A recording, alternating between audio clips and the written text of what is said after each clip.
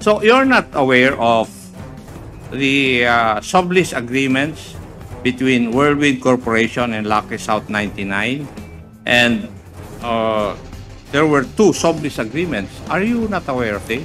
Hindi po, nung nag-file po kami ng entry of appearance sa ejectment, kasi ang kaso po na ejectment ay sa panig po ng mga cruise at sa panig ng Whirlwind. So ang nagkakasuhan po ay cruise and Whirlwind, hindi naman po kasama sa kaso ang Lucky South. So yung kasong hinawakan ko lang po is kaso ng cruise at ng Whirlwind. Yeah. Secretary Roque, did you file a manifestation in court para po may quash yung search warrant at saka para makuha yung mga documents dun po sa raid sa Lucky South 99? Opo, may mga dokumento po ako doon na protektado po ng batas. Yung mga bank documents po na ibinigay ko sa aking staff na nakitira doon sa Porac na naisa publiko po, at nakita ko nga po sa TikTok na naisa publiko yung mga dokumentong yon. So nag-file po ako ng motion to quash para maibalik po yung mga dokumento. Ang sabi po nyo, mayroon po kayong mga privileged documents na nandun sa saan po? Doon po sa raid na lugar sa Porac. Saan po specifically? Doon sa place ng Pogo Hub. Doon po sa pag-aari ng Whirlwind po. So, parehas ang location ng Whirlwind at saka Lucky South 99. That is what you're telling us. Sila po may-ari talaga ng buong premises ng Whirlwind na pinaupahan po nila sa Lucky South. Hindi po totoo yun. Kasi ang may-ari ng lugar talaga ay yung mga cruise. Mr. Chairman, yung lupa po, pero yung buildings po, sila nagtayo po. Technicality na lang yun, attorney. Pero, bakit po kayo may kwarto dun? Hindi po ako may kwarto doon. Sino po? Yung naging empleyado ko po na nag-aaral po sa isang aviation school sa Clark. Bakit po siya nandun? Empleyado po ninyo. Ex-employee ko po. Dahil nag-aaral po siya sa aviation school. Ex na pala. Ex na po. Ex. Opo, ex. Pero bakit nandun pa yung dokumento mo sa kanyang kwarto? Well, unang-una po kasi, yung dokumento po has something to do with the travel to Ukraine. May gera po kasi sa Ukraine at naanyayahan ako ng gobyerno ng Ukraine na sumapi sa isang peace conference. At minabuti ko naman dahil may gera nga doon na dapat meron akong kasama. So nagkaroon po ng pagpapalit ng plano, ura-urada, sinabi ko doon sa dati kong empleyado, umatras yung dalawang kausap ko na dapat kasama ko, subukan nating ihabol ang papeles mo. Nahihabol naman po dahil ang pagpasok sa Ukraine via Poland at binigyan naman po kami ng expedited visa ng Poland at ang visa naman po sa Ukraine ay binigay ng Ukrainian government. So kaya po nandun yun, kinakailangan ko magbigay ng affidavit of support. At dahil nakitira po doon yung aking ex-employee, doon po nahanap yung dokumentong yon. Kailan po nawala na empleyado nyo yung tao po na yun? Well, Marso of 2023, wala na po siya. Pero sa Malacanang po, kasama ko yan. So kasama ko po siya at isang buong team ng social media team hanggang ako po ay tumakbo para sa Senado. So that was November 2021 when I was deemed resigned. Pero yung grupo po nila nanatili sa akin hanggang eleksyon. And itong nakitira po sa Pogo ay hanggang March of 2023, pero meron pa po akong dalawang na-retain din hanggang month of August of 2023. Ngayon po, wala na akong kasama ngayon sa law office ko na nakasama ko dati. Pwede ko bang isipin na kaya nandun siya sa Pogo Hub na yun dahil sa pakiusap ninyo? Well, pwede nyo pong maisip yun. Sa katunayan po, kasi nung August, akala po nila tapos na ang boxing kasi meron ng writ of execution po.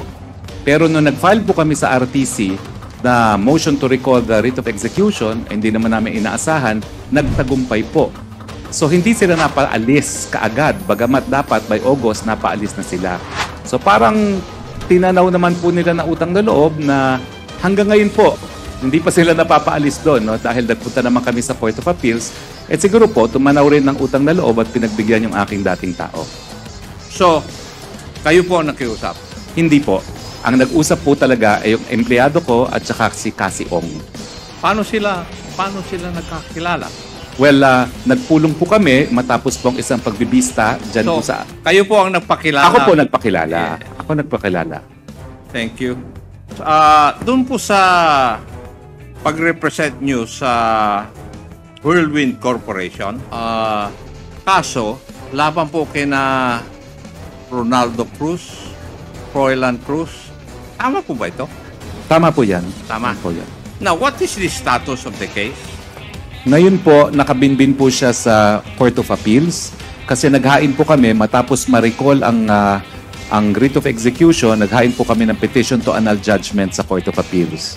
Tapos, dahil recall po ng RTC ang writ of execution, nakabinbin po ngayon sa MTC PORAC ang issue ng writ of execution habang nakabinbin din po sa Court of Appeals yung petition for annulment of judgment.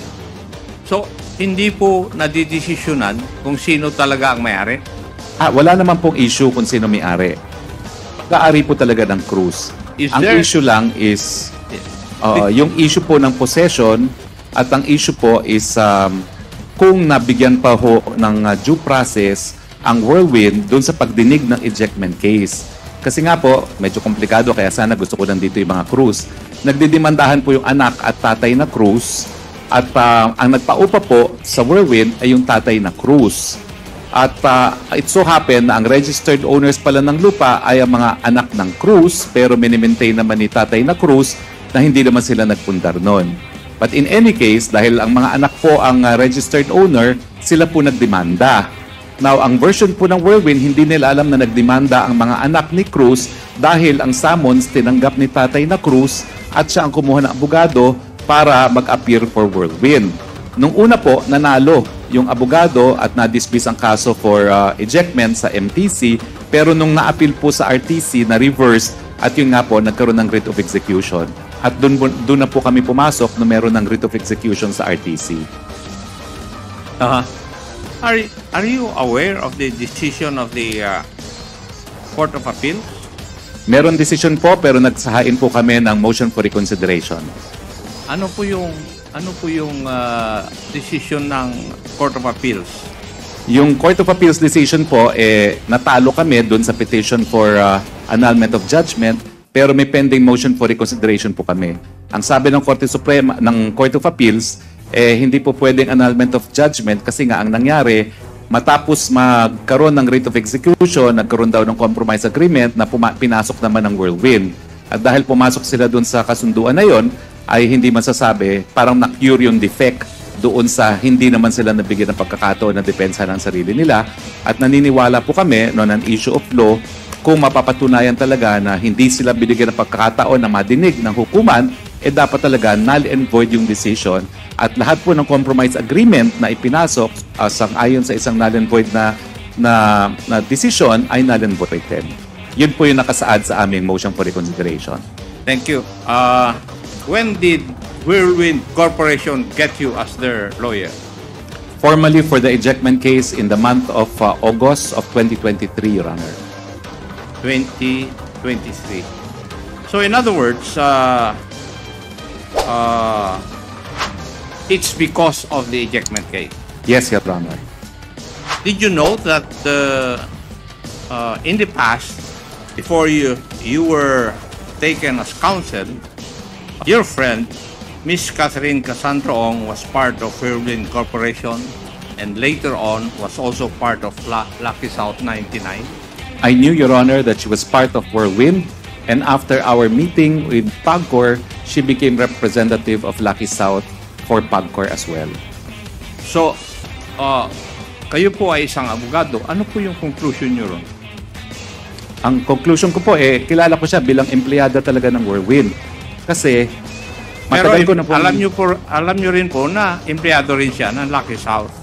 Hindi naman po, kasi nung nag-meeting po kami, dun lang siya naging representative ng Lucky South. At ang alam ko nga, hindi ka naman kinakailangan maging stockholder or officer ng licensee para maging representative, gaya po nung pinalitan niya na si Dennis Cunanan, na hindi naman po officer at hindi rin po stockholder ng Lucky South. So, you're not aware of the sublease agreements between Whirlwind Corporation and Lucky South 99, and there were 2 sublease agreements. Are you not aware of it? Hindi po nung nag-file po kami ng entry of appearance sa ejectment kasi ang kaso po na ejectment ay sa panig po ng mga cruise at sa panig ng Whirlwind. So ang nagkakasuhan po ay cruise and Whirlwind, hindi naman po kasama sa kaso ang Lucky South. So yung kasong hinawakan ko lang po is kaso ng cruise at ng Whirlwind. Yeah.